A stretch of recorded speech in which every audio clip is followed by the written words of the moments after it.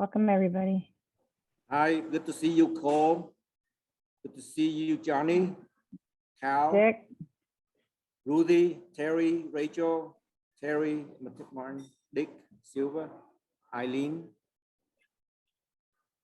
Rachel. Lisa, And back at you. Barbara, Bobby. So I could help your wife move that stuff for COVID. 'Cause Dave Noel,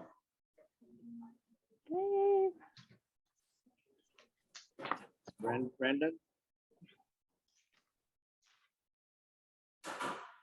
Hey, Dave.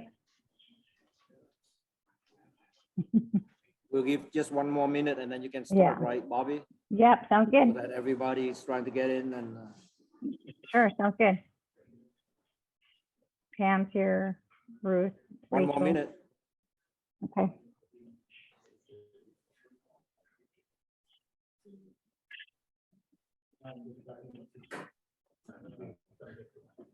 Okay, so better. Goodness. Okay, I will click recording. It's already recorded. Okay, well, welcome everybody. We'll get started here. We have a full night ahead of us, and I think we've had a bunch of meetings. Everybody has a bunch of meetings this last week. So I would like to start off with saying thank you everybody for showing up. Tonight's going to be the last one for this our general meeting for this year, this calendar year. And so welcome, and here we go. I would like to start off with the approving of the minutes and the agenda. I second. Motion it. Yeah, you can Okay. motion. I'll I second. motion. Okay. Sam? Sam? You're on mute, Sam. Oh, he can't hear very well either. Oh, yeah. Approved, thank you. All right, Okay, there you All go. right. All right. Old business. We're gonna keep it rolling. Old business. We have had some interest in some people interested in joining our D9 leadership group board. Cole Cameron and Ruth. Anybody else who might be interested, please email us, and by December 15th for consideration for our January meeting. With that being said, let's go ahead and start our neighborhood updates. Let's start with, I just wanted to say a few things. I would like to thank Dave Noel, people from Tona, people from Pinehurst for just gathering everybody together and trying to keep us all together in District 9 for the redistricting. Dave Noel was a big, he did a big push this week, these last couple of weeks, right? We all banded together and wrote letters, and it seemed like it worked because now all 3 maps that are being submitted do have us all together. So I'd like to especially thank Dave and people in Thousand Oaks. So with that being said, let's go ahead and Dave, you want to unmute yourself and just give your update. What's going on with your neighborhood? You have to unmute yourself, Dave.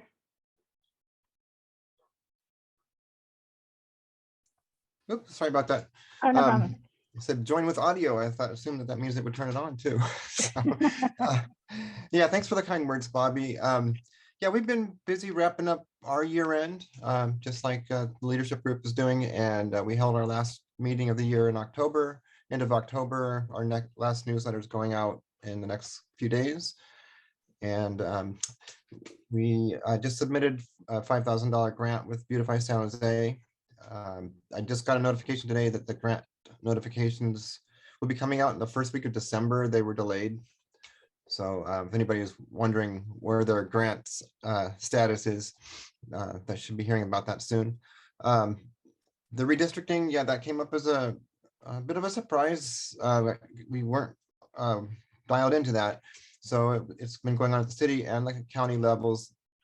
County's ahead of the city. The county's already had a commission submit their recommendations to the Board of Supervisors, and the Board of Supervisors has already had 2 of 3 community meetings, and they are moving through with essentially a unity map. That'll probably come up later in the call. At the city level, the Redistricting Commission just finished their public hearings. And today is the day that they turn in their report to the city council. City council will hold 3 public meetings in December. Yeah, a big thank you to our, what we were calling Four Corners neighborhoods to take care of Thousand Oaks, Pinehurst, Tatra, Erickson, and Tanglewood. We are definitely going to stay together in District 9. That was heard loud and clear and included in all the maps. But we still have a big fight ahead, and that is right now the District 9, District 10 boundary is essentially Blossom Hill Road, and that's where we're going to have high density residential happening and other developments also along the Almaden Expressway corridor from and Guadalupe River corridor from, say, Blossom Hill to Branham. Those are split up in the Unity map, and having essentially a finger of District 2 going between the two areas will create massive headaches in trying to deal with the upcoming urban villages, issues with the Guadalupe River Trail development, anything along Almaden Expressway, which, by the way, new developments will cause more traffic. That area is already impacted. It's really best if a single council member can be in control of that, working with the county, because it's a county road. So I think I more than used up my time, but thanks everyone. So. Okay, great. Thank you, Dave. And again, thank you again for helping us stay together. Maria Canito from Tetra. Thanks, Bobby. Hi, everyone. It's Maria from Tetra Community Association. And I just also want to thank Dave for all the work that he's been doing. It's been incredible. We're quickly approaching the end of 2021, and Tetra's been pretty active the last couple of months. We completed some grant submissions, completed our fall neighborhood cleanup, and we actually just had our last driveway party last Friday, which was a big success. So that was great. We got the neighbors out. A couple of upcoming events we have as well is Christmas in the Park and probably the annual holiday light contest too that everybody looks forward to. So if you feel a power surge in your neighborhood, it's probably from Tetra because things are getting real over here. So happy holidays, everyone. All right, thank you, Maria. Monica. Monica? Hi, yeah. So Hi. for the Cambrian Community Council, we're really focused on recruiting new board members right now. So if anybody is interested in serving, you can let me know or let Cole know. Okay. Okay. Cole? Monica spoke for us. She's our new chair. I've stepped down. I Okay. love getting our new younger folks engaged, and I know that with all Monica's done in the transportation world for all of us, she'd be a great lead for us, and I really appreciate that. As she said, we're re-energizing our council with reach out to more people, and of course, staying plugged into what's going on with the village development, the plaza, and all the other developments around us. So thank you for your time. Complete. Okay, great. Ruth?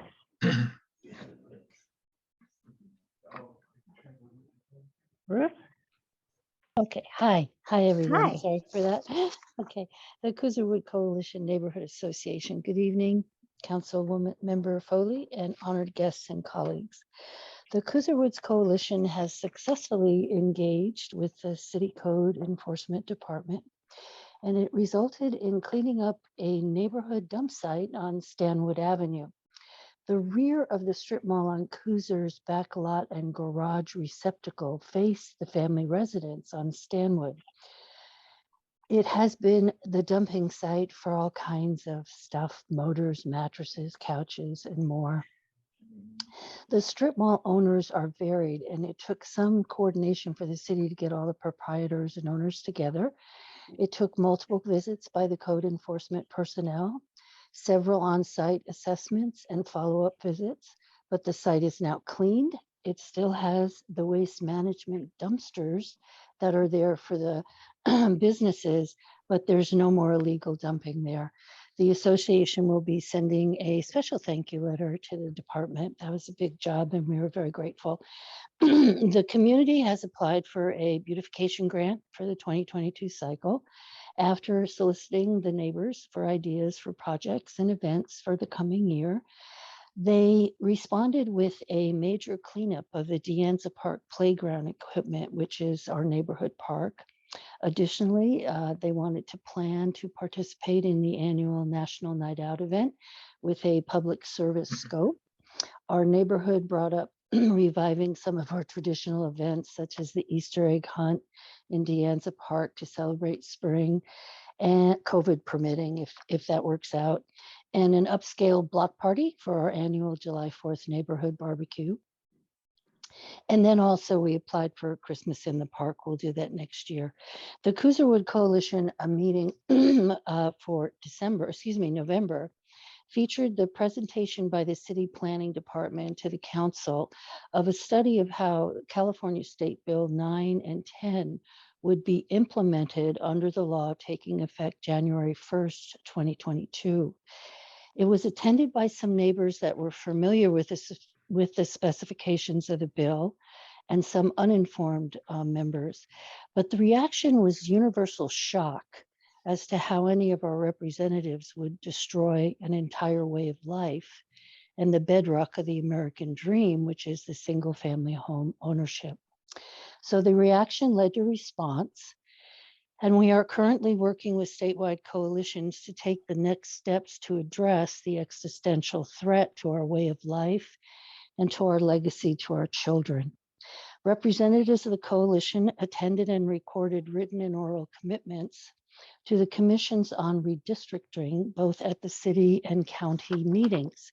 At the city level meetings, we have petitioned against they considered our little neighborhood here as the tail end of D9. And because we're such a well-integrated community and easily mobile without impacting any of the other districts too much in terms of the population balance, they kept moving us to D9 and D8, but apparently at the very end, I believe for the city, we wound up in our District 9, and I'm not sure the county. But as was previously reported, maybe we are. But we did speak out against the unity map at both levels, both county and city, because it was very disruptive and severed neighborhoods and communities of interest into very disparate groups. That's all I have to report. Thank you very much and have a good evening. Great, thank you, Ruth. Sabuhi from Pinehurst. Hi, Bobby. Hi. Yes. So our neighborhood association, the board members decided not to have any events due to COVID, but we had Halloween in last month, as well as we are going to have a holiday contest for Christmas and have for New Year, as well as we opposed unity map, and we supported the community map yesterday. And that's about it. Okay, great. Thank you. Let's see. Sam, Tona. Good evening. Very nice to see all of you, and thank you for taking the time to be with us on the last meeting of the year, and happy Thanksgiving to you, as well as Christmas. Welcoming the new year coming in. Talking about new year coming in, we did have a new board approved or elected in our October meeting. And just want to introduce to you and making sure that you know our members. So the new president of the Thousand Oaks Neighborhood Association is Ted Earl. The two vice presidents are Bob Jamello and Sam Ho, which is me. And then we have the treasurer is continuing Abhishek Joshi. We have two secretary, one is for communication and the other one is for record. Communication is Marian Hankel, and then the one who took care of the record is Sandra Cortez. And then we have members at large, including Marcy Khan, Mary Bitter, Jody Pierce, Sean Pierce, Dave Guthridge. We have also Nigel Chan, and a couple more. Let me double check here. See, we have other one, including Jenny Choi is a new member, and I think I have covered all of them. So that's our new team. And speaking about team, we also want to thank our council member here, Pam Foley, and her staff. They have always been a consistent support from day one, better or at least as good as when our former council member, Don Roger, was with us. So we appreciate that very much. It's nothing more than having the council that really stay close with our neighborhood association and care about what we care about and be there for us and be accessible at all time that we need. So speaking about council office, we are honored to have our former District 10 council member, Johnny Camus, here with us. I think those are our two elected officials at this meeting. So we are going to be having from December 1st through December 15th, the drive, we'll call the season greetings or holiday greeting drive, to collect items so that we can help the homeless. We do that every year. So with that, of course, besides submitting our grant for the Cycle 4 Beauty San Jose, everything else is going fine, and we are grateful for what we have. We want to make sure that our quality of life continues to be a safe place and healthy place for all. And everything that we've done it together, especially when it comes to redistricting. The Pinehurst, Thousand Oaks, Patra, Tanglewood, and Erickson, our neighborhoods there are really united together and working closely with our elected officials. And thank you all very much, and looking forward to a great new year. Okay, one more, Rachel from Dover. Hello. My update is we have 3 new board members, one of whom is on the call tonight, Cindy Folk. She's our new treasurer. We're pretty excited. I'm pretty excited about that because over the last year, it's been me on my own mostly. So 3 new board members. The other 2 are Denise Leto and Lynn Myers, who's been one of our major volunteers for the last year. We wrote, completed, submitted our bylaws, got all that done in a real big hurry so that we could apply for the Beautify San Jose grant. So we're anxiously awaiting to hear about that. And like Dave mentioned, got the email just before saying that the announcements have been delayed. I've been participating in the redistricting meetings, which have been long, and I'm glad they're done, at least this stage of it. And we're trying to keep in tune with everything. In January, we'll have our first general meeting with our new board, and we should be able to get our year planned out from there. Great. Yeah. I do want to add Jerry Strange is on our board also. I'm sorry I missed that. Thanks. Okay. Anybody else? Did I miss anybody? I think I got pretty much everybody. Oh, I'm sorry, Terry, do you want to speak on Kirk? Good evening, everyone. Kirk is going to be hoping to get started up the 1st of next year. We lost our most favorite person that was organizing everything. She moved to a different neighborhood, and it was like, oh. So hopefully we'll get everything started again January, February timeframe. Okay, great. All right, but if that's everybody, I apologize if I miss anybody. Then we'll go ahead and keep going, and we'll introduce Pam Foley. Councilmember Pam Foley. Great. Great, thank you. It's fun to hear the reports of all the various neighborhood associations and hearing what you are up to. I want to welcome Brad Luce to this meeting as one of my new neighborhood commissioners. He and Terry represent District 9 well. So yes, good applause. Thank you, Brad, for joining us and for taking on that commitment. And I look forward to meeting with you and Terry on our bi-monthly meetings that we used to have when Michael Young was in that role, who is now on the Planning Commission. Lots going on in District 9. I'm going to start with redistricting, and thank you so much for your advocacy to keep the four corners, as you call it, together. That's really, really important to District 9. I'm so happy that all the maps actually include the four corners, and that's great. There's issues with all of the maps. I don't have an opinion on them yet. I need to have the hearings and hear what the community has to say, but I know all three maps were moved forward yesterday, and was it yesterday? Yeah, it was.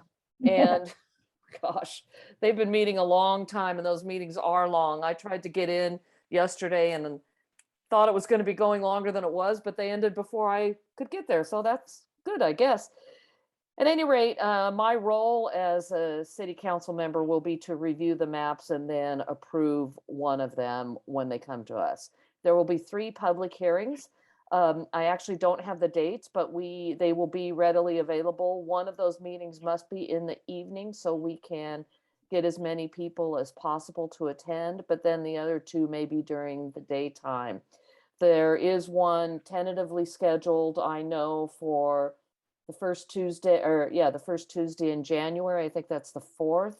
It was supposed to be a council meeting day, but it is going to be a hearing strictly focused on redistricting. Everybody has opinions about the district maps, and I don't want to go into them. My concern is that they kept District 9 mostly intact, and they really did. They added in some areas, which is great. I love representing District 9, and I love that now it seems that District 9 is the same or will be going forward. It's going to grow a little bit, but it's pretty much the way it is now, and that's good. My job, just so you know, is to not really be involved in the creation of the maps at all. That is gerrymandering, and that's a position that I've taken to stay away from that. I had one conversation with my commissioner before he was appointed just to discuss the job, and that was it. And aside from that, I stay away from the conversation, and except to come to meetings like this and then mention it. And I know Dave Noel, thank you, has sort of taken the lead on that. Thank you for doing that and for leading the charge to keep District 9 united. I'm really grateful to that. So probably too much about District 9. Cambrian Park Plaza, that's probably the next big thing coming up for District 9. We are going to, the environmental impact report was released. There's now 45 days for public comment. The report was released last Friday. So I don't know what the math is, but that 45 days puts us at the end of December, I think, or towards the end of December. And we are having a community meeting that the developer will be there, the planning department will be there, and that is scheduled for December 6th. And we've already sent out information about that, but we will continue to send out information. That is a town hall type format, and that'll be an opportunity for people to weigh in. The environmental impact report had a negative mitigated, it means that there are things that are some issues, but some of them cannot be addressed. We may have to put in traffic signals and things like that. Please read the environmental impact report. It's like 300 pages. There's a lot to it. And frankly, I haven't gotten through it yet either, but we will know everything in it before we have the town hall. And again, the town hall will be the planning department, and our job is just to facilitate it and host the meeting, and it will be virtual. For those of you who live near Pearl, you know that we have talked about narrowing the road, which we are still talking about. That narrowing of the road, and also Hillsdale, we have had the same plans in place. Both of those projects have been delayed until the spring.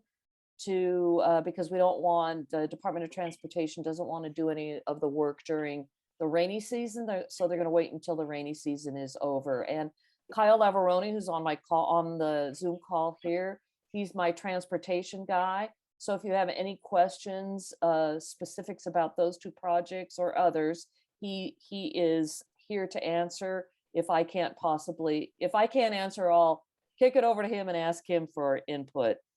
Coyote Valley, yesterday or Tuesday, I'm really proud to have been part of a coalition that led the Yay. charge to preserve Coyote Valley. So it's now preserved in perpetuity, effectively. I know some of the landowners are concerned about that, but development that's not a good area to have urban sprawl. It doesn't help us meet our greenhouse gas emissions, our ability to become carbon neutral, which we also voted to become by the year 2030. In order to do that, we have to decrease the amount of vehicle miles traveled and get people out of their cars. And if we sprawl to Coyote Valley, that's just not going to happen. So it was the right thing to do. We voted unanimously in support of it. So that green belt is intact. And there was some consideration for the landowners on the east side of Monterey Road, where we're going to come back with staff will come back with a study of some of the agricultural things they might be able to do with their properties. Also, the open space authorities and others may be working out arrangements with some of those landowners, but we're not involved with that. Also, I wanted to let you know, because Ruthie brought this up regarding SB 9 and 10. SB 10 does not, the city is not required to take a position on that at all. SB 9 we are. And at our city council meeting, December 14th, we will be deciding what restrictions we will impose on SB 9. There's a lot of interpretations about the rules around SB 9. And just to refresh your memory, SB 9 is the one the governor signed into law that said if you own a parcel of, I think, 1,100 square feet, you can, no, that's not right. You can split your parcel in two and build a duplex on each side. There are some misinterpretations about the number of ADUs you can have, the number of duplexes you can have. There's a lot of, the law is out there, but the interpretations are being interpreted by lawyers. I've been to events with lawyers present and other people who are all having differing opinions on that. So we'll see what the staff has to say. I did not support SB 9. I actually opposed SB 9, but it is the law and we have to implement it by January 1st. So what we do on the 14th is important. Once the staff memo is released, please, if you have any thoughts or concerns, please let me know or let my office know, and we will be analyzing it and seeing how we want to move forward on that. Opportunity housing is something that is also of controversy. That is, in my opinion, I also opposed it, but opportunity housing is something that is coming again to council on the 14th of December as well. But with SB 9 in effect, that pretty much makes opportunity housing unnecessary. But let's see what the city has to say, or the city staff has to say about that. So please be vigilant on both of those, SB 9 and opportunity housing. What else do I want to tell you? Oh, flavored tobacco. We did approve a ban on flavored tobacco, which I was very involved in that, and primarily because some of the organizations, Juul in particular, and others who created and marketed flavored tobacco targeted our youth, our underage smokers, middle school and high school kids, to attract them and get them addicted to nicotine at a young age. That is unacceptable, unconscionable. And so I led the charge to ban flavored tobacco in the city of San Jose. And that was approved unanimously too. And I'm really proud of that. I did so for the health of our children. So I think that's, oh, one more thing, two more things. Sorry about that. The next, we do a small business shout out every Saturday. And so if you have a small business in District 9 that you would like us to do a shout out on, please let us know, because we're kind of running out of names. We're just getting ready to recirculate new names. We have been doing this since the pandemic started. So every Saturday, that's a lot of businesses. So the other one thing we are shouting out now is next Saturday is Small Business Saturday. So if you're buying your Christmas presents or holiday presents, please buy local, please buy small businesses. They need your help.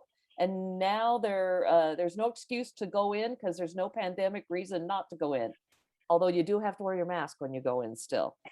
One other thing, Christmas in the park, a couple neighborhood associations mentioned that. Of course, we'll have a tree, but on December 6th, is that right? Yeah, December 6th, it's a Monday.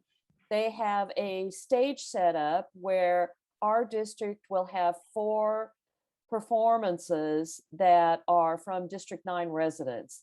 3 bands, middle and high school bands, and 1 youth Shakespeare will be performing. So if you need a little shot of the holidays, go over to Christmas in the Park, go over on December 6th. It's in the evening, and look for the stage. Kyle, do you know what time it is? Yeah, it'll be at 6 p.m. Okay. Is when we're starting. It's from Branham High School, Union Middle School, and sorry, the other one's blanking on me, but District 9 schools. Pioneer. Did you say Pioneer? Pioneer, that's the other one, yeah. Yeah, so, and this is a prelude to our Music in the Valley, which is a music festival we're putting on May 1st at Camden Community Center that is showcasing performers, youth performers from all over District 9. So with that, I think I've done, and Bobby, thank you. I probably exceeded my time on this. Oh, no problem. Thank you. Okay, we will now go, Captain Jason Dwyer is not here, but I believe Brandon Riddle. Yeah, I'm here from parking, actually. Oh, from parking. Okay. Okay, so Captain Dwyer is not here. Lisa? I think we could have a little parking update. That would be great. Yeah, okay.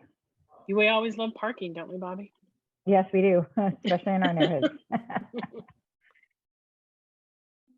So Okay, actually, I'm here for any question and answers you might have.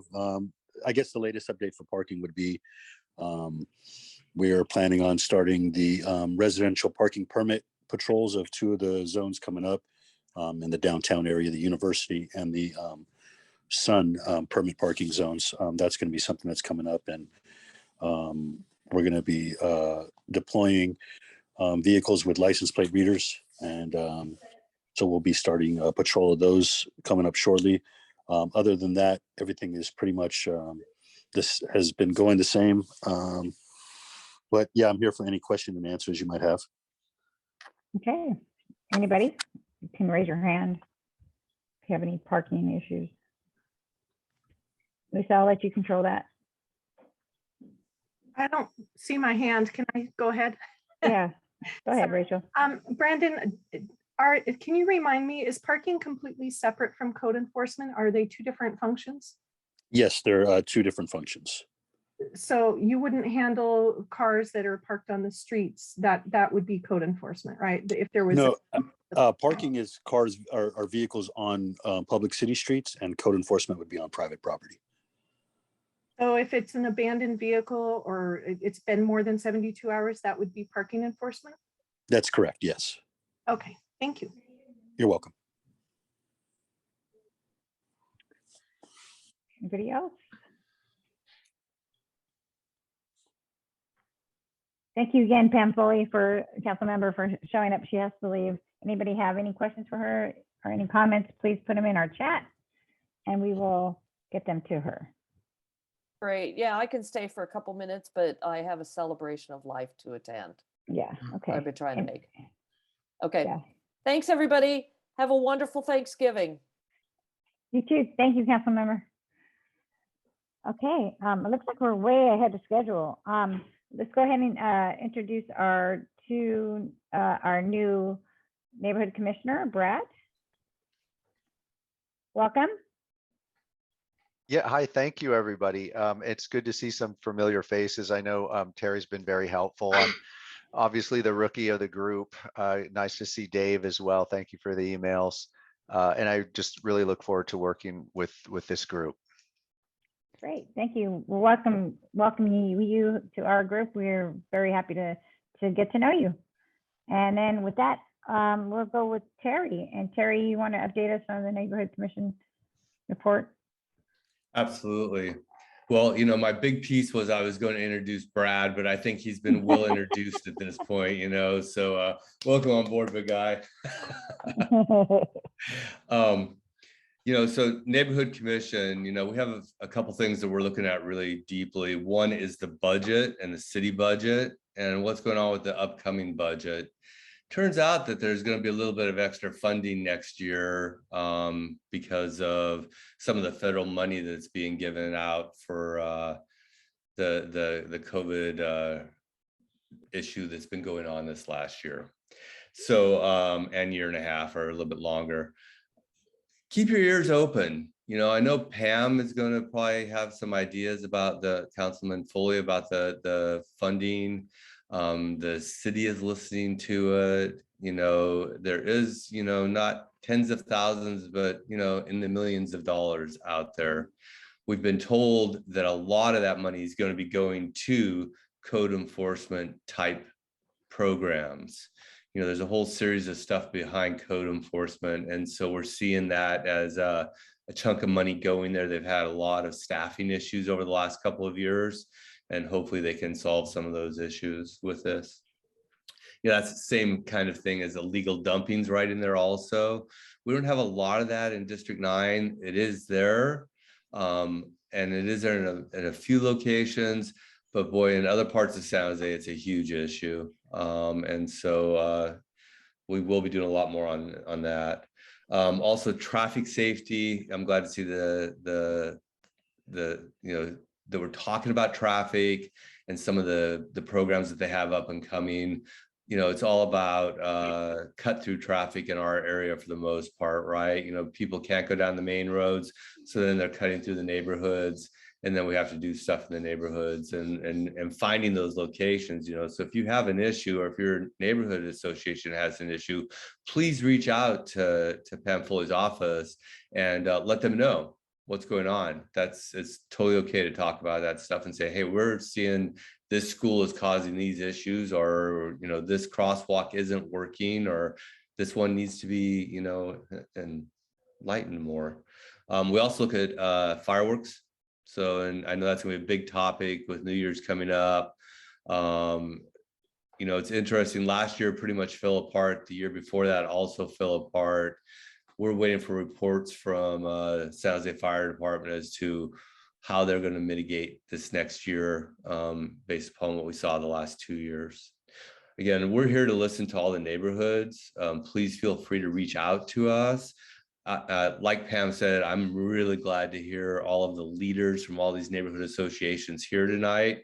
And we're taking notes, and then we take that back to our bigger group, and then that stuff goes directly to the mayor's office. So, you know, please feel free to reach out to us. Thank you very much.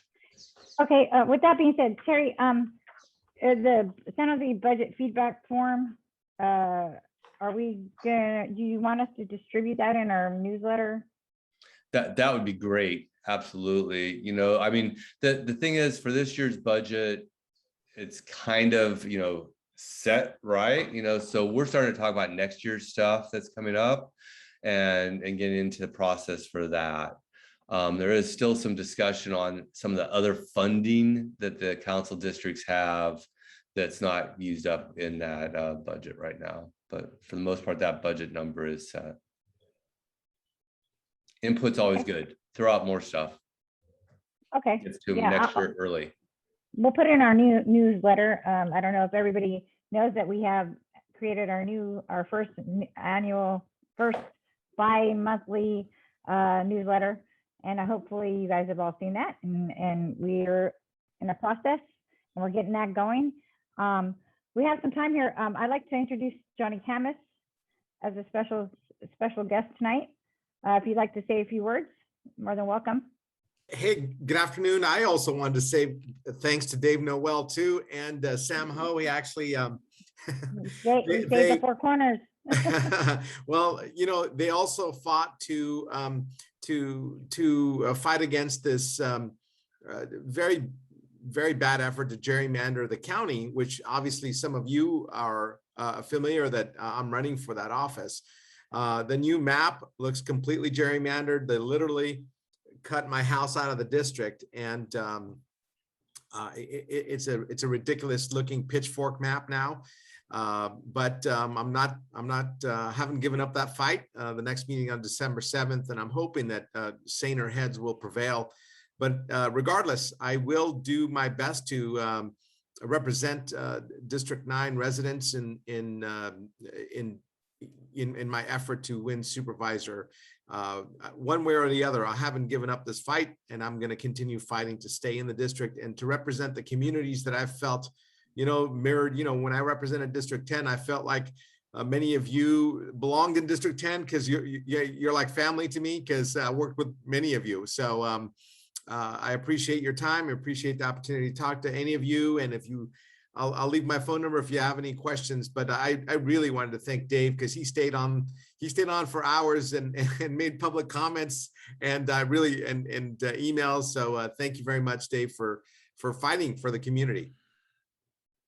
Bobby, I've got a couple of further comments, if I might. Okay, sure. One second. Johnny, is there anything else that we can do as well and helping with the redistricting maps for the county, or is it too late? Well, you know, if you can continue to talk to Otto Lee, and Susan should actually have recused herself because she's got a conflict of interest. I've actually hired a lawyer because I think that there's been a lot of illegal activities in this effort, and so I've retained a lawyer as of today, and but I think Otto Lee I think he's a sane man. I don't know why he went for this map. It's a clear gerrymandering effort. It's been in 3 newspapers already. The Mercury News talked about it, the Metro, and even Spotlight said that it wasn't a fair effort. So is it a done deal, Johnny? I've been so worried about our four corners that I really haven't been in the county meetings as well. No, it's not a done deal, but it's almost a done deal. December 7th is the last meeting on this issue, but so it's cooked. If we bombard them with the letters like we did with the redistricting, would that help? It would definitely help. They need to rethink it. They actually, there was a commission that presented the purple map, and they didn't even consider that one. They spent, you know, 11 months working on that purple map, and they didn't even give it 2 minutes of discussion. Okay. And everything's on my website, on my, you know, you can take a look at the articles that have been written. Yeah, December 7th is the next meeting. Okay, keep us informed and let us know what we can do as well. All right, Cole, you had some comments? I just wanted to add a couple other things that I'm very involved with. I'm also the chair of the County Veterans Commission. So if you have any veterans that you know of, let me know. And there's a great website that is a national website where all you need is your zip code. It's called KNOWAVET, KNOWAVET.org. So if you know any vet locally or nationally, you just drop in your zip code, and all kinds of good popular information that'll help them out exists there. The other thing that many of you are aware of already is that I'm very involved with the CERT program, and I hope we can bring that more and more into the broader scope of our D9 areas. Thank you for your time. Hey, Bobby, can I Sure, of course, Dave, of course. Sure. Thanks. So on the county redistricting maps, our area is treated very differently on the three maps. And so in the yellow map, we're attached to the gerrymandered District 1, which would connect us with the east parts of the county. Another map has us more clustered with, I guess, in Susan Ellenberg's district, and then I forget where the third map has us, but none of the maps will have us with Almaden Valley anymore. That's probably okay, but in the bigger picture, I definitely would like to see the equal and equitable map. But Johnny, could you chime in? The last motion that the commission had, that the Board of Supervisors had, was to move forward with the yellow map. Does that mean game over for the other two, or are they still? Look, I was told that anything can happen at this next meeting. However, yes, they're only going to be discussing the yellow map. So if any other map comes up, then I just don't know. Okay, yeah, because that's the only one staff is going to be putting time into. Right, well. that's what I was told. So my main thinking is that there was some conflict of interests involved, and two of the supervisors having endorsed other candidates in the race, of which the map that they voted on will actually help. I think it's a clear conflict of interest even by law, and so that's why I hired a lawyer. That whole that whole vote should be invalidated, and that's my goal at the next meeting. Well, if there's any messaging that we can try to get out, it's just kind of confusing what to say to know what the call to action is, because it looks like only the yellow map is being proposed, and they're talking about smoothing out a few little places here and there. Well, if I could share my screen, the map looks like a giant pitchfork. It skirts in and out of District 9 with little fingers, and then a finger here, a finger there, takes a little bit of this, takes a little bit of that. It just it makes no sense. Nobody's going to know where they live, because it's there's no straight line in this thing. It's all crooked hooks, just. And why do they do that? I don't understand. This whole redistricting thing was a nightmare. It's just been a nightmare, like how they bring, like for just the city one, to how they just bring us two across 9 and 10, and it's just crazy. I don't understand. My thinking is that they had professionals look at how people vote, and they try to draw people that vote similarly together, and try to dilute some of the other communities' interests. So look, let me put it to you this way. It was presented by unions, and it's clear to me that the way they drew it will help unions. If the Chamber of Commerce were to draw a map and put it in, I don't think it would have made it this far. I just don't think so. It takes special software to be able to see how voting is. The software that's available to the general public shows where the racial demographics are, and they've only talked about it in terms of racial demographics. But if they're actually looking at voting demographics, that's unfair advantage to have expensive software that everybody else doesn't have. So yeah, and that the unions paid somebody to do a map like that, and they didn't just do it here. Just to let you know, they have a unity, quote unquote, unity map in San Mateo that was voted down. They have unity maps in every area. So yeah, we've seen that with the redistricting in the city. The unity map came from nowhere. He had they didn't have no outreach to us at all. The community map, at least they came out and said, hey, we want it to be for everyone. And with the unity map, it was a bunch of the labor unions, the NAACPs, and everybody else. And I was like, wow. Oh, thank you. I wanted to have I wanted to have a look at it. Yeah, here's the map. You can see District 1. It looks like a pitchfork. It goes from here to here. See how you guys in that little finger off to the left above Los Gatos, that's you guys.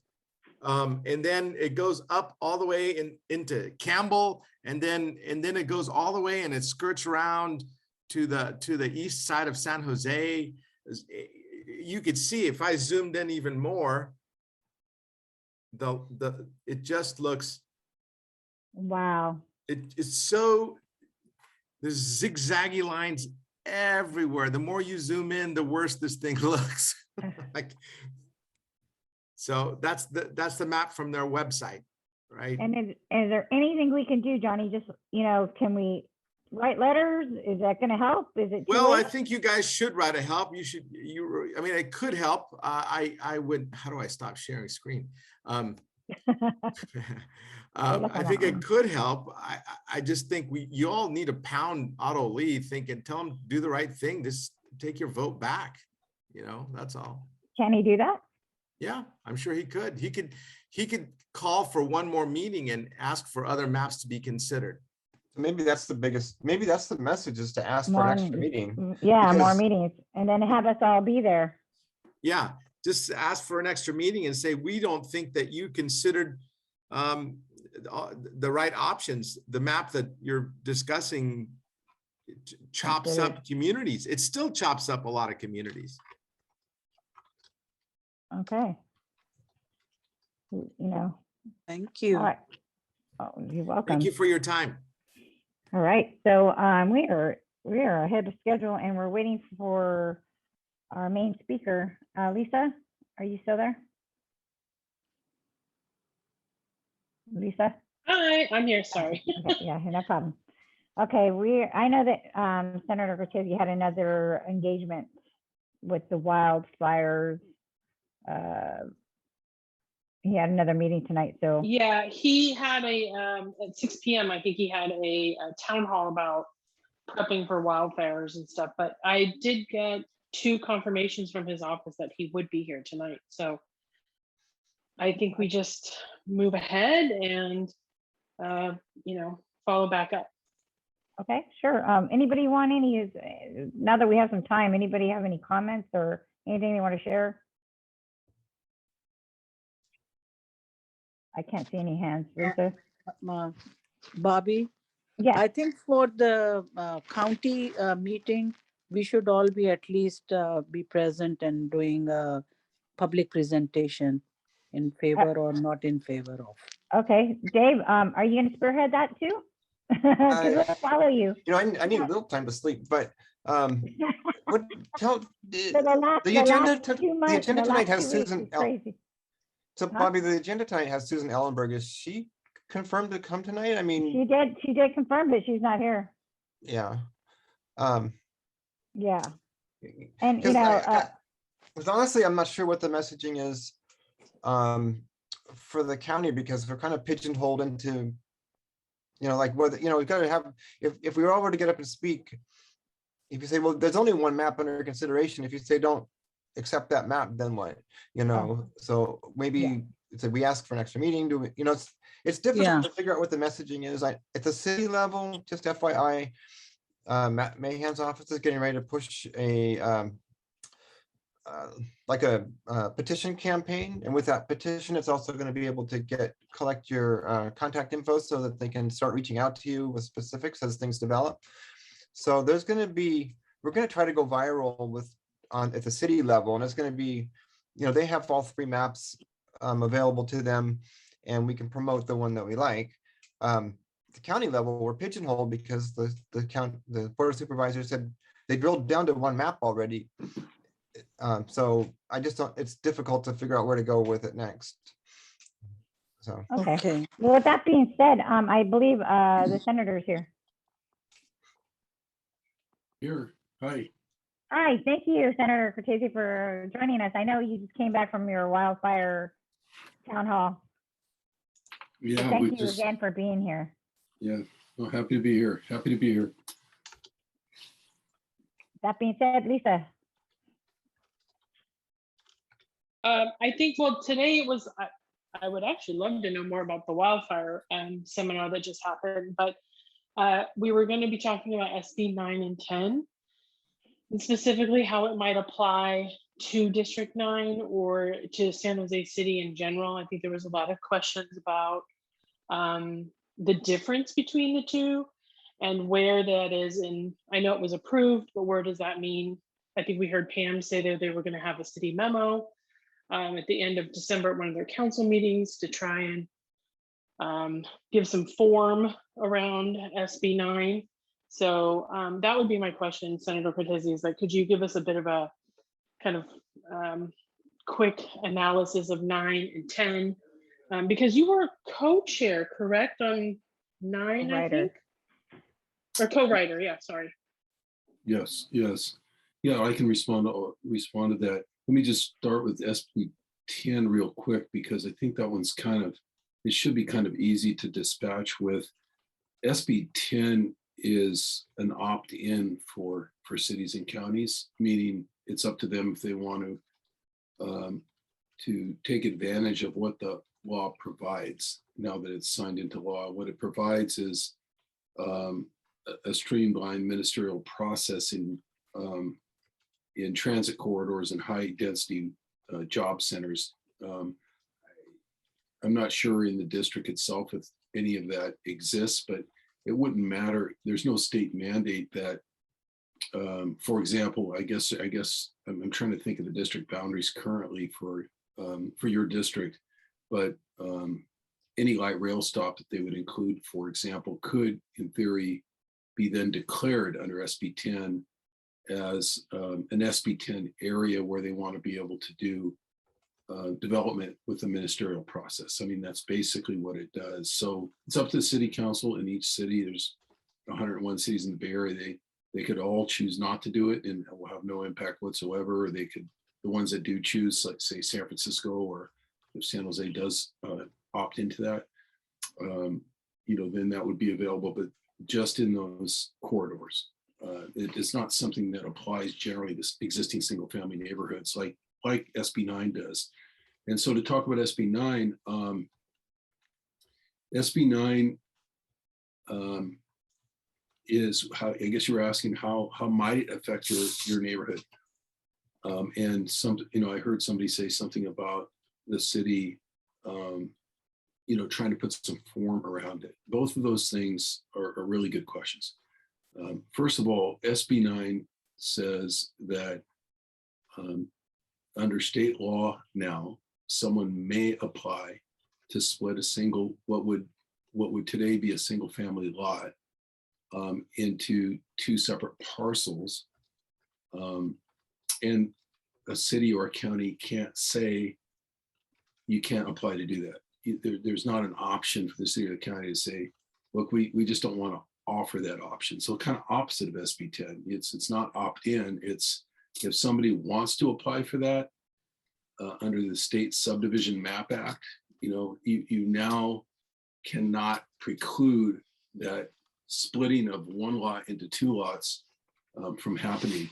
And then there's a limitation in the bill that there can be no more than two residences for each one of those lots. So in theory, if you had a big enough, I'll get into that in a moment here in terms of the form, but a lot that could support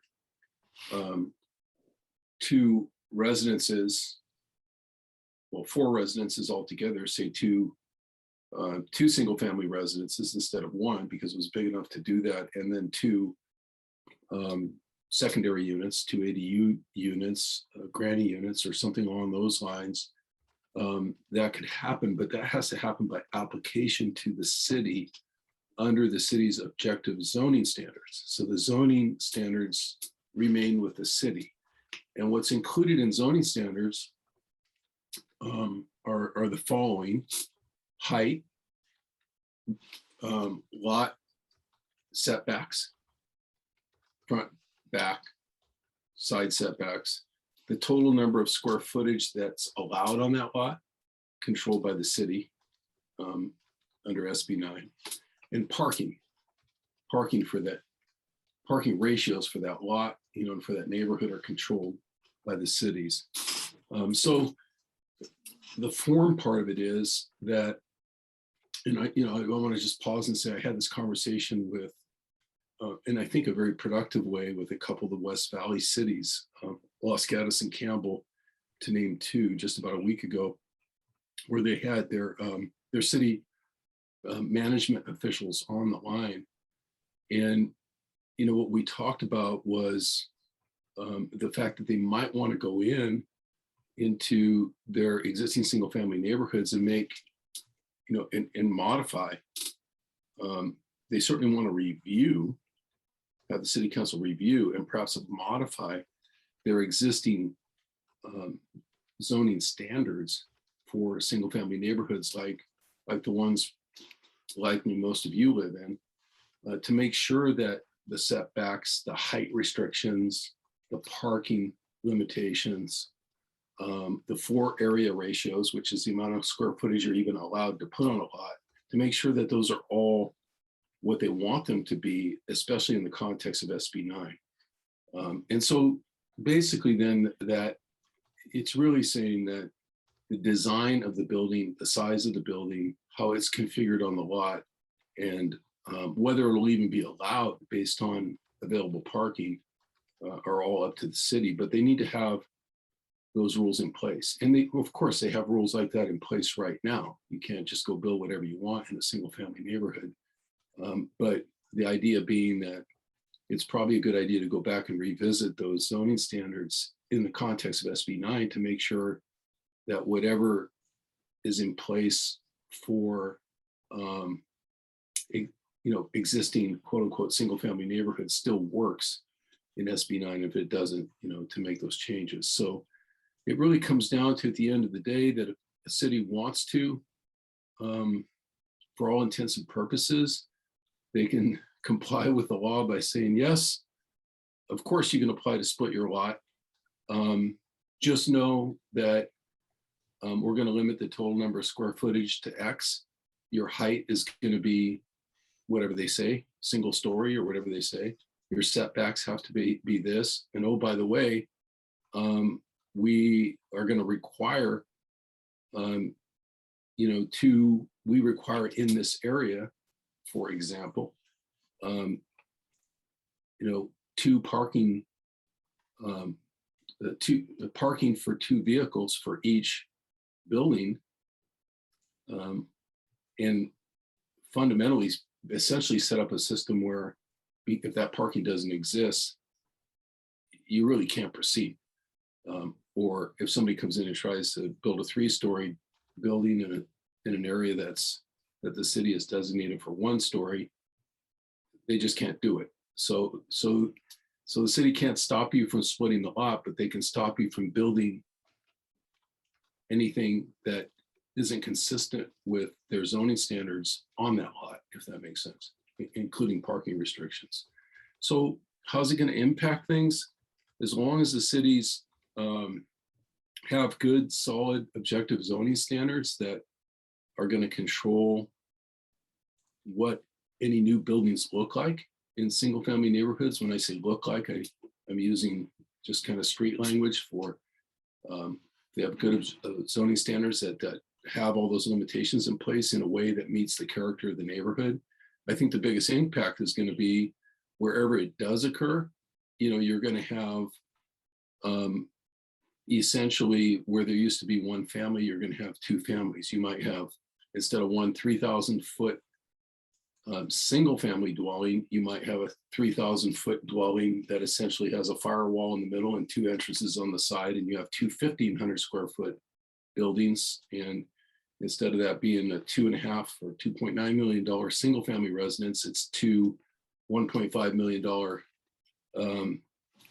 essentially duplex type residences, 2 separate family residences in a single building. So it's going to accommodate more people to the extent people can meet the local zoning standards is really fundamentally what it amounts to.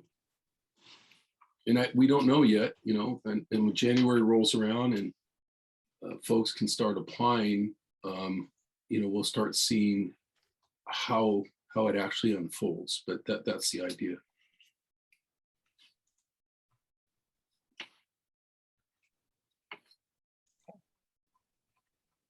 All right, I guess we can open this up for anybody who has questions. But Lisa, do you want to? I can ask the first question. So I think that was really interesting in terms of, the limitations by building code.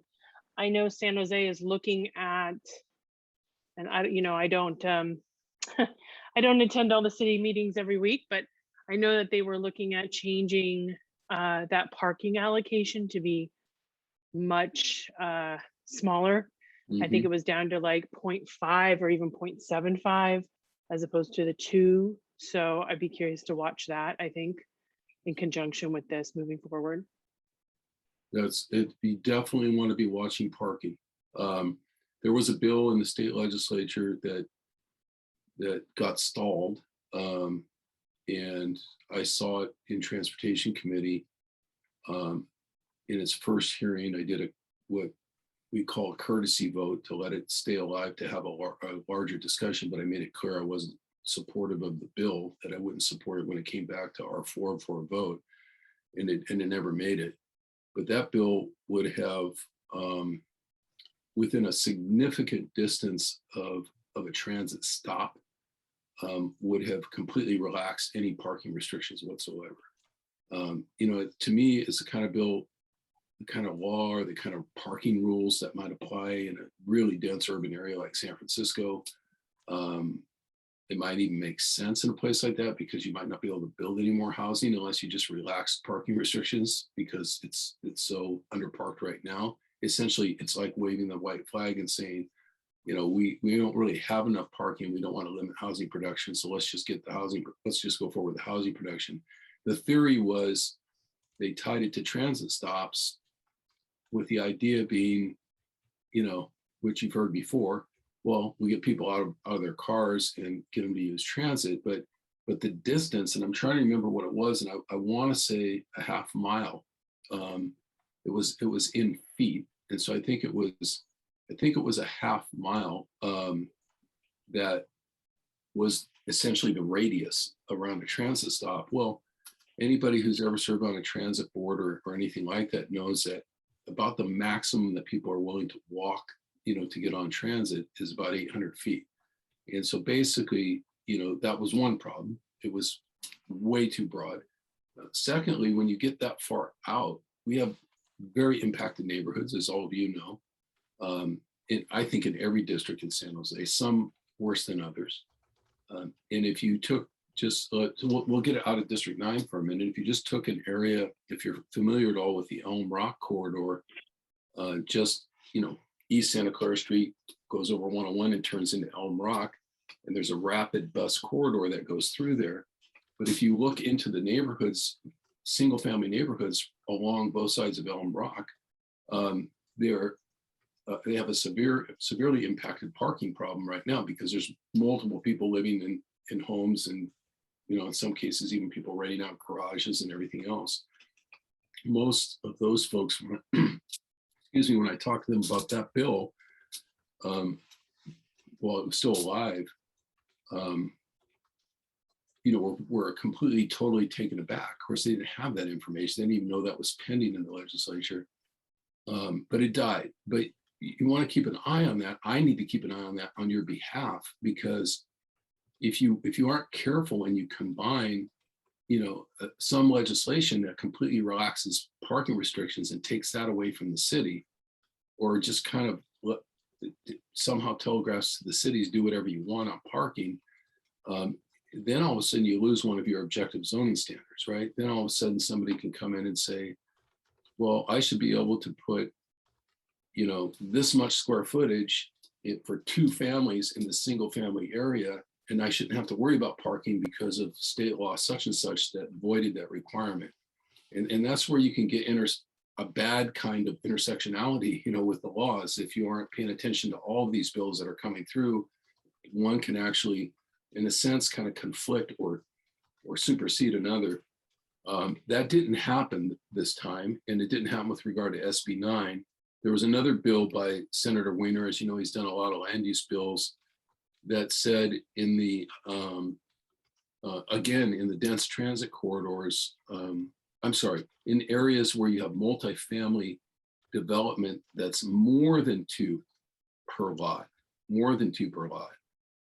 that there's relaxed parking standards. That's not single family neighborhoods. It's not even 2 family per lot neighborhoods. It would have to be 3 per lot. So that really doesn't apply to SB 9. But had he said 2 instead of 3, you see where the problem is there. Now all of a sudden it's basically like you're just opening the floodgates on SB9 to do whatever, basically telling the cities you can't really restrict parking. So it's very important to pay attention to the details. I think this probably the strongest hand, the strongest suit that the cities have right now, and I don't mean lawsuit, I just mean as in a card game, is the strongest hand they have, to use the card metaphor, is if they want to slow down what they feel is too many applications coming in under SB9, is really just the parking restrictions, because that can stop everything, really just stop everything immediately. Nobody's going to waste the money to come in with a full set of plans and engineering and so forth to split a lot when they're told, that there's not enough parking to support what they're going to do on preliminary review. They would learn that right away. So hopefully that's, kind of how it works in terms of local control. But the local control about whether you could just have one family per lot anymore as a rule, as an absolute at the city level, or just say we will never entertain an application to split a lot from single family into 2 single family lots or 2 separate lots. That's gone now. That's gone. And the state made it very clear, the lawyers who wrote that bill, put what's called a preemption clause in the bill, which you find in a lot of different laws, in a lot of different subject matter, not just housing, firearms, and any number of things, where the state will come in and say, in a piece of legislation like that, the author and the attorneys who write those bills make a decision as they're drafting it that they basically want the bill to preempt any ability for somebody else to come in and regulate that space, sort of supersede what they just did. And SB9 has that language. It's not only is it not possible for a city to say, well, we just don't want to even entertain lot splits, even with our zoning standards. We just don't even want to see the applications. You can't do that. And you also can't just draft your own law at the city level that supersedes the state law because of the preemption clause that's in the bill that basically says the state fully intends in doing this to sort of occupy this field of law and not let anybody else change it, at any other level of government. Okay, we have a couple of questions. Rachel? Thank you. Sorry, I have a scratchy throat today. Senator Cortese, I've just listened really carefully to what you said, and I'm the president of the Dover Neighborhood Association, and I want you to know that my membership is very unhappy about SB9, and especially about the proposal for opportunity housing, which is specific to the city of San Jose, which the city will deal with. But I'm really struggling with the things that you just shared with us and understanding why the state felt, why it's okay for the state to do this, to step in and tell homeowners how, when I purchased my home, I can't purchase a home in the Bay Area again. At the time I purchased it, it was a struggle for me. I was a teacher. I was a single parent teacher on almost no salary. I could never buy a home here again. And when I bought my home, I wanted to be in a single family neighborhood. That's why I bought my home here. I looked at multi-unit housing and I decided that wasn't a fit for me. So I'm just struggling with the understanding why you and the other sponsors of the bill and the state thinks that this is something that people want, and why it wasn't focused on areas that were already zoned that higher density housing was already in place, and why there wasn't something done to modify where there's already zoning for multi-family homes, rather than trying to go in and modify the entire state single family homes, if that makes sense. Yeah, it does make sense. It isn't really a bill targeting big urban cities like San Jose per se. In terms of the original intentionality of the bill's primary authors and really the sentiment you're asking about in the legislature. If you look at the Bay Area alone, over the next 7 years, and this is actually, we're 5 years into the 7-year planning horizon I'm referring to, so there's only 5 years left. We are 600,000 homes in the Bay Area with 3 major cities, Oakland, San Francisco, and San Jose, that basically build most of the housing. Still, based on the general plans of those big cities, it leaves us with the other 98 cities. There's 101 cities, 98 of them are medium to small cities, 600,000 dwelling units behind the job growth that's planned for the Bay Area. So the housing is planned less than the job growth right now. And that's the same situation you have up and down the state. You have the same thing going on in Southern California as well. You have an exacerbated situation in parts of the Bay Area, like Sonoma, where the fires wiped out thousands of homes, and they're even further set back now, compared to 2 years ago when those planning numbers were arrived at. So the legislature's looking at the problem as, what are these 98 cities doing that in the Bay Area, for example, that are not Oakland and San Jose and San Francisco? What are they doing to provide housing and meet their own goals or their own objectives or the state's objectives in terms of needed housing for the population? And of course, the symptoms that the state is looking at, we're all looking at, is, in Santa Clara County, 10 or 11,000 people on the streets, homeless, the 600,000 units behind the curve that we are in terms of housing, $1.5 million median housing prices, and a propensity, even in a place like San Jose, for builders to come in and take a single family lot and just try to maximize it out and put as many square feet for a single family that they can, to try to maximize profits on the house. That's what maximizes profits on a house, not splitting it and putting 2 houses or an ADU unit like some family might want to do for an in-law unit. What maximizes right now in the construction industry around residential value is putting as many square feet as possible as you can on a single family lot. And that's why you see in a lot of places, in a lot of cities now, 0 lot lines, almost no setbacks.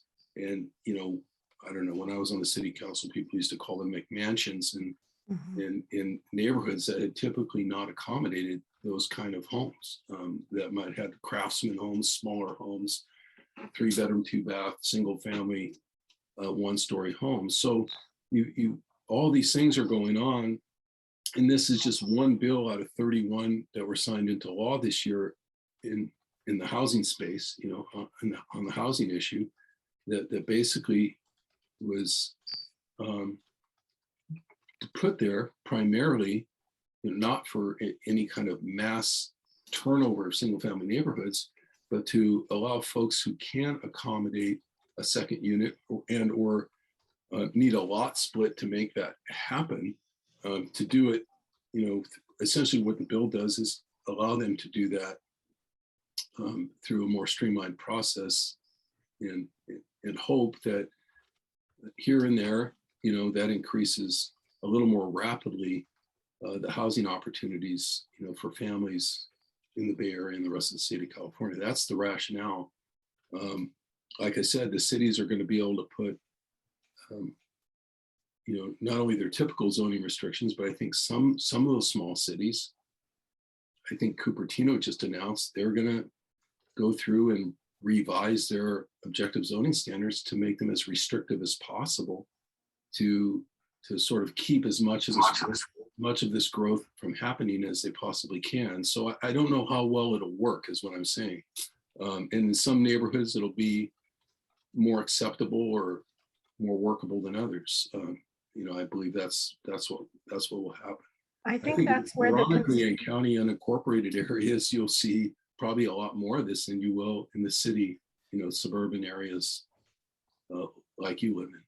I think the concern is that, San Jose is already housing the workers, and they're working in other cities and coming, and housing is here, not business. And then cities like Cupertino, Palo Alto, Los Altos Hills, you know, in Los Altos Hills, it's a 1 acre minimum, I believe, right? And so they're not going to be putting McMansions on their lots, except if it's a single family home, right? And so I think that's where the concern comes in, is that the services for San Jose will be dramatically impacted, schools, water, you know, all of our roads, everything, because we will end up absorbing most of the growth rather than those other more affluent cities. Yeah, and that's been the trend. And what I'm trying to say is, what maybe it doesn't seem logical, or maybe it's counterintuitive, and maybe it's just wrong. But the idea with the bill actually was to say to all those smaller cities, more so than an aggressive city like San Jose, that's been doing, over the years at least, been doing a lot of housing. But to those smaller cities, you can't essentially just block people from coming in and doing something as simple as putting an ADU unit on the backside of their property, or splitting their lot in order to do 2 ADU units and maybe put one in the name of their son or their daughter, or whatever the case may be. You can't do that simply by saying we won't ever accept the lot split. We won't. That requires a lot split, and we just won't do it. It's an absolute. In whatever these towns are that you're talking about, it could be Orinda, it could be here in Cupertino or Los Gatos or someplace like that. The message in the bill is you can't do that. If you want to say that our zoning standards say in this particular neighborhood, if you split your lot, this is what you're going to be limited to in terms of square footage, fine. The state obviously can't legislate that. Okay. There's no way to do that at the state level. You have to control that at the local level, your street setbacks and all that stuff. But yeah, San Jose has historically has been lower resourced from a land use standpoint in job producing land use than in residential land use. It's a 40-year-old, 50-year-old problem that's been around, and it's an oddity. It's the only city like that in the South Bay area. And, you know, clearly the bill isn't, you know, critical of cities in any way, shape, or form that are doing their part. They're meeting their housing element. They're meeting their housing goals. They're doing what they say to the state and the region that they're going to try to do. You know, that's not San Jose. So I think the important thing is, if I was on the city council again right now, I would be pushing loudly and clearly for an immediate review of objective zoning standards in all of our single family neighborhoods to make sure that they're not going to be inadequate relative to SB 9. I mean, that would be my referral. And as far as San Jose's, is it called opportunity housing? I'm not as familiar with all of the ins and outs of that, but personally, I think I'm on the record saying this. This is not an offense to the current council or the mayor or anybody else, but I think the general plan has been very ineffective for a long time now. I think urban villages and things that people drew up and put into the general plan and said, this is how we would like to see things go. It just hasn't happened. And, you know, I know they've been going through a general plan review lately. Hopefully it's a better approach. So, you know, there's lots of meaty stuff to deal with there. Okay, we have one more question from Dave Noel. Hi, You'll be the last question for this evening. Thanks. So parking is the one item. It seems to me that we're always told that parking restrictions can't be applied, and that was maybe Kyle could mention, but like that was driven by the state. And then meanwhile, the city is studying parking and studying the opposite of trying to eliminate parking standards and let the market drive that. So it sounds like that would be a perfect storm. But the main question is, what rules are there currently about parking? Because it seems to me that we're told that we can't dictate minimum parking. And that's one of the big issues about opportunity housing. So, Yeah, you can dictate parking if your zoning standards say you can dictate parking. There's no state restriction on that in, essentially what this conversation is about, single family neighborhoods. So, I mean, what is happening in actuality is we already have a lot of neighborhoods that have multiple family members, if you will, adult family members, sometimes even non-family members, people renting a room or whatever. And I have a compassionate side for that. All right, I rented a room in what was my 5-bedroom house before I moved to the 3-bedroom house that I live in now. My 5-bedroom house had an empty room. I rented it to a veteran. The veteran had his own car. So now on top of my car, my wife's car, my son's car, the other folks who were living there, who by that time were all adult age, we can now have another car. The city can't come in and restrict and say to you, you can't have that car there. The problem, of course, is you've got the same garage that you had when you had less cars, right? You have the same parking space on the lot that you had before, and the same parking space curbside that you had before. I think we're seeing more and more neighborhoods and neighborhood groups asking for and demanding permit parking in their neighborhoods because of the kind of impact that we have.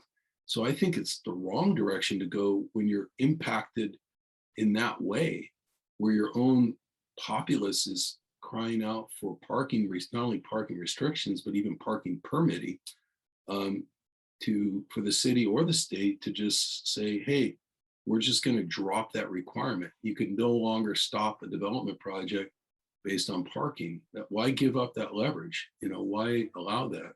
So it's, the thought is we need to get people out of their cars. I'm a big climate advocate, and I have a whole package of climate bills at the state level, but that's not how to get them out of their cars. That just means when they're in their cars, they have no place to park, and so they spill over in front of your house or down the street into another neighborhood. It's exacerbating a condition right now that we haven't resolved because we haven't built enough transit to put people on. I think the thought was that it would reduce the cost of a home by $50,000 to not have to require parking. Yeah, right. Well, that's not, that's really not the right way to go about reducing the cost of a home. The right way to, the overall idea, and this goes back to the question that the person was asking earlier about what's the philosophy behind doing any of this, is at some point, you have to get production up high enough, housing production, to meet demand. Otherwise, it keeps outstripping demand, and probably 90% of people here have some background in economics on this call, on this Zoom. Basic supply and demand. If we just keep outstripping housing production with this incredible job growth we have here in the Bay Area, of course, the housing becomes more and more and more precious in our capitalistic system. When something becomes precious, something becomes expensive, and to try to put a Band-Aid on that rapidly increasing, escalating property value by saying, I know what we'll do, we'll eliminate parking, and that'll cut the cost of new housing by $50,000, is, I think it's faulty thinking. And, there's a lot of Band-Aids out there that aren't working right now. I think what we really need is, more than anything, is we need to stop tinkering with these local land use laws at the state level and start trying to put in place the kind of things that really incentivize housing production, like tax credits, below market financing, so that builders, whether it's replacement housing or new housing, find that they can make these projects pencil, because the financial cost of money is within their means. Their projects will pencil, and we haven't had that scenario here. I'm old enough to know, since the mid 1980s, and the state has a tax credit program that's way oversubscribed. There's a waiting list out the door by developers who want those tax credits because it reduces the cost of building housing, and then they can pass that cost on to the renter or to the property owner, the purchaser, or they can prove to their lender that the rents that we can get and the values that we can get will pay the debt, and it makes risk lower, and it makes aggressiveness in terms of builders and housing production greater, and put them in the places where it makes sense to come in and put additional housing. I think where that makes the most sense is in the downtown core, and I think it makes the other place that makes the most sense is along these light rail corridors that are way underutilized right now. When I was on the city council in San Jose, we actually changed the general plan along the Capitol Light Rail corridor. I think Sam Ho knows where that is, along if you know where East Side Union High School District's headquarter office is, right on Capitol Avenue. That entire stretch of light rail along there, 20 years ago, the general plan was changed by the city council to 120 units per acre. So your neighborhood is probably 6, 7, or 8 units to the acre. That's what mine is. 120 units to the acre, high density housing. All you got to do is come in and apply. The general plan's it's already ready to go. None of it's ever been built. None of it's ever been built. And I think that's the answer. That's the question we should be asking and answering. And I think SB 9 is tinkering around the edges, nibbling around the edges, when in fact, what we really need is production. If we don't want people to use cars, then put that production right on top of these light rail stations and light rail stops. So they really don't need a car. We've seen how that works in San Francisco and New York City and other places, but we continue to try to increase our density in the suburbs, which still forces people into their cars to even get to the light rail station. And it's just a bad way of thinking. Okay, well, Dave, did that answer your question? Yeah, thank you. Okay, well, I just want to say thank you, Senator Cortese, for joining us. I know you had a very busy schedule, and I really, really appreciate you spending the time to give us a better idea of what SB 9 and 10 is. And I think I've learned a lot about the differences that I didn't know before. And again, I do appreciate it. And by all means, just ongoing here, if we missed the mark, if the legislature missed the mark, the governor signed the bill, if he missed the mark, meaning if this starts to unfold, 6 months from now, if things are going awry with SB 9 and you're seeing it in your neighborhood or other neighborhoods in San Jose, let's have this Zoom meeting again.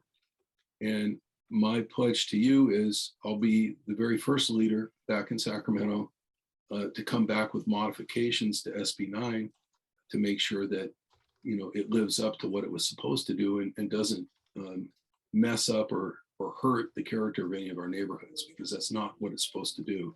But you're my eyes and ears. I'm going to keep my eye on it too. But I just want you to know I'm not going to duck out if things go awry. I want to hear from you, and we'll address it.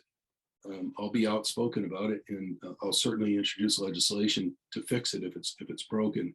But at this point, I was willing to go forward with the idea that this might help some. Band-Aid as it is, it still might help some, and that's what I'm banking on. So let's keep in touch, and thank you for inviting me tonight. Again, thank you for being here. Okay, with that being said, if you guys have any more questions, you can put them into the chat and we will forward it to the senators. Ryan Mickle, we can forward it to you as well? Yeah, or questions? who you spoke to about scheduling the meeting, either one of us. I know you have Natasha's email in the book, so you can do that. Okay, again, just any reminders, or anybody else have any questions before we end this meeting tonight? No?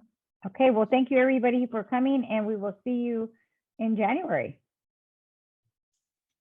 Okay, good night.